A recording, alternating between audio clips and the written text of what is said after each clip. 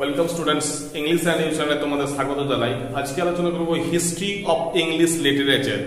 বিদ্যাসাগর ইউনিভার্সিটিতে ফার্স্ট সেমিস্টারে আছে, অন্যান্য ইউনিভার্সিটিতে হয়তো অন্য কোনো সেমিস্টারে থাকতে পারে, সেটা আমার খুব একটা জানা নেই। তো বিদ্যাসাগর ইউনিভার্সিটির ফার্স্ট সেমিস্টারে যেটা আছে সেটা হচ্ছে হিস্ট্রি অফ ইংলিশ লিটারেচার। আজকে আলোচনা করব দ্য অ্যাংলো স্যাক্সন পিরিয়ড, অর্থাৎ একদম old English Anglo Saxon period 450 থেকে 1066 এডি। এরপর দেখো প্রথমে যেটা হয় সেটা হলো কি এই ব্রিটন, আগে নাম ছিল ব্রিটন, তারপর সেখান থেকে আসে ব্রিটেন। এখানকার যে মূল যারা অধিবাসী ছিল, এই মূল অধিবাসী যারা ছিল তাদেরকে বলা হয়ে থাকে কেল্ট, তাদেরকে বলা হয়ে থাকে কেল্ট। এরাই কিন্তু ব্রিটেনের মূল অধিবাসী, ওরা প্রথমে কিন্তু ওরাই ওখানে বাস করত, ঠিক আছে। তারপর কি হয়, বিভিন্ন শত্রুর আক্রমণের জন্য এই কেল্টরা রোমানদেরকে ডেকে পাঠায় যে ভাই রোমান, তোমরা এখানে এসো, আমাদের উপর অত্যাচার চলছে, আমাদেরকে অ্যাটাক করছে, তোমরা আমাদেরকে একটু সেভ করবে আর তোমরা এখানেই থাকবে। তো রোমানরাও আসে সেখানে। এরপর কি হয় না, রোমানসরা যখন সেখানে থাকে, হঠাৎ করে রোমে এই বাইরের শক্তি আক্রমণ চালায়, মানে বহিঃশত্রু তাদেরকে আক্রমণ চালায় তাদের উপর, রোমের উপর। তখন রোম থেকে বার্তা পাঠায় যে তোমরা যারা এখনো এই ব্রিটেনে আছো বা যারা ইংল্যান্ডে আছো, তোমরা সেখান থেকে চলে আসো আমাদের দেশে।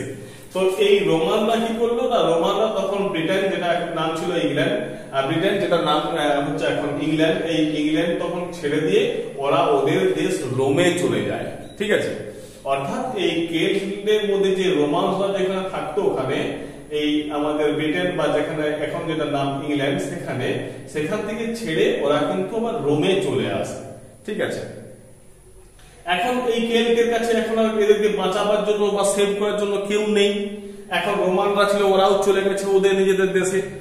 সেই সময় কি হয়, পিক্ট বলে একটা জঙ্গি জাতি ছিল। এই পিক্ট বলে একটা জঙ্গি জাতি ছিল, এরা কি করতো না, এরা হঠাৎ করে আক্রমণ চালাতো। তো এই পিক্টরা আক্রমণ চালায় কেল্টদের উপর, ঠিক আছে।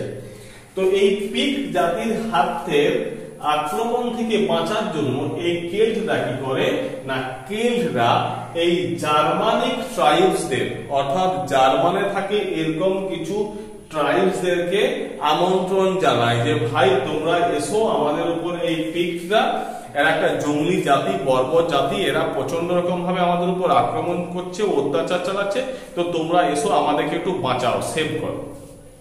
তখন এই জার্মানিক যে ট্রাইবস গুলো এসেছিল তাদের মধ্যে তিনটে জাতি, একটা হচ্ছে অ্যাংলেস, একটা হচ্ছে সেক্সনস, আর একটা হচ্ছে জুট। এই তিনটে জাতি আসে। তো এই অ্যাঙ্গেস, সেকশনস আর জুট তিনটে জাতি আসে কেল্টদেরকে বাঁচাবার জন্য এই পিক্টের অত্যাচারের হাত থেকে। তো এখন কি হয় না, এই জন্য এখানে কি বলছি আমরা অ্যাংলো সেকশন কেন বলছি, এখানে যে অ্যাঙ্গেস, এই যে লেখা আছে অ্যাঙ্গেস আর সেকশন, এই দুটো জাতি ছিল। তো এই দুটো ট্রাইবস কি হলো, সেই দুটো ট্রাইবস থেকে নাম আসছে অ্যাংলো সেকশন। এরপর দেখো এই তিনটে জাতি এরা এখানে বসবাস করে। এদের মধ্যে জুট ছিল মানে কম, ছোটখাটো একটা ট্রাইবস, ছোটখাটো ট্রাইবস, এদের সংখ্যা খুব একটা বেশি ছিল না। তো তারপর এরা এখানে থাকতে থাকতে এরা কি করলো, এরাই এই কেল্টদের, যারা ওই ব্রিটেনের বা ইংল্যান্ডের মূল অধিবাসী, এই এদেরকে কেল্টদেরকেই তাড়িয়ে দিল, ঠিক আছে, ওদেরকেই তাড়িয়ে দিয়েছে। এরপর কি এই তিনটে জাতি আমাদের ওই ব্রিটেন বা ইংল্যান্ডের বিভিন্ন এরিয়াতে তারা এরিয়া ভাগ বাটোয়ারা করে নেয়, দিয়ে তারপর তারা সেখানে স্থায়ীভাবে থাকতে শুরু করে। তো এই অ্যাংলো সেকশন আর জুটস, এই অ্যাঙ্গেস, সেকশন আর জুটস, এই তিনটে জাতি Mercia, East Anglia, Kent, Essex, Wessex, Sussex আর নর্দাম্ব্রিয়াতে স্থায়ীভাবে বসবাস করতে থাকে। এখন দেখো এই ওয়েসেক্সে আমি মার্ক করে রেখেছি, তার কারণটা হচ্ছে কি, এই জায়গাটা সব দিক থেকে উন্নত ছিল, শিক্ষায়, দীক্ষায় বা অর্থনৈতিক দিক থেকে, সমস্ত দিক থেকে ওয়েসেক্স কিন্তু খুবই ইম্পর্টেন্ট একটা জায়গা, এটা কিন্তু খুবই গুরুত্বপূর্ণ একটা জায়গা, খুবই উন্নত একটা জায়গা। তো এই ওয়েসেক্স এর যে রাজা ছিল তার নাম হচ্ছে কিং আলফ্রেড, পরবর্তীকালে আমরা আসবো। ওয়েসেক্স এর রাজা ছিল কিং আলফ্রেড। আর জুটস যেহেতু একটা ছোট্ট ট্রাইব ছিল, ওদের ভাগ্যে এই কেন্ট এরিয়াটা পড়ে, ঠিক আছে। বাকিটা এই আমাদের অ্যাঙ্গেজ আর সেকশন এরা দুজনে মিলে ভাগ করে নেয়।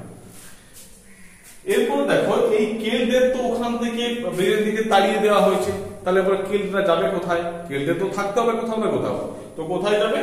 এই কেল্টরা তখন ইংল্যান্ডকে ছেড়ে দিয়ে তারা পালিয়ে গেল কোথায়? স্কটল্যান্ড, আয়ারল্যান্ড, এই সমস্ত জায়গাতে, ঠিক আছে। আর এই যে টোটাল যে এই ধরনের যে হিস্ট্রিটা আমরা জানতে পারছি কোথা থেকে? অ্যাংলো সেকশন ক্রনিকেল থেকে। এই অ্যাংলো সেকশন ক্রনিকেলটাকে কিন্তু একটা বইয়ের আকারে পাওয়া যায়নি, এটাকে খন্ড খন্ড অংশে টুকরো টুকরো ভাগে পাওয়া যায় এবং এটাকে অ্যাসেম্বল করা, অর্থাৎ একসঙ্গে করা হয়। অ্যাসেম্বল যিনি করেন তার নাম হচ্ছে কিং আলফ্রেড। এই কিং আলফ্রেডই ছিলেন ওয়েসেক্সের রাজা। এই হলো আমাদের হিস্ট্রি, এর ইতিহাস, এটা হিস্টোরিক্যাল ব্যাকগ্রাউন্ড হলো এটা। এরপরে আমরা আস্তে আস্তে লিটারেচারের দিকে প্রবেশ করব। তোমরা অতি অবশ্যই আমার এই ভিডিওর সাথে থাকো, পাশে থাকো, আর চ্যানেলটাকে অতি অবশ্যই সাবস্ক্রাইব করে নাও এই ধরনের সুন্দর সুন্দর ভিডিও পাওয়ার জন্য। Thank you.